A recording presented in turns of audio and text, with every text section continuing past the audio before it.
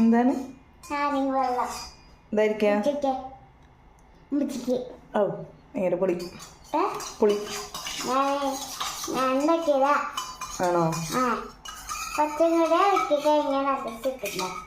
നല്ല സുഖം ഉണ്ടാവോ?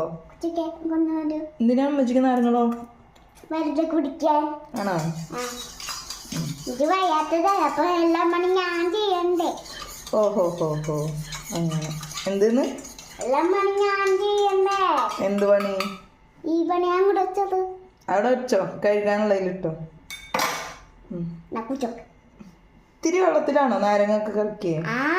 കുറച്ചോക്ക് പഠിച്ചോനെ മധുരം പൊളി സൂപ്പർ.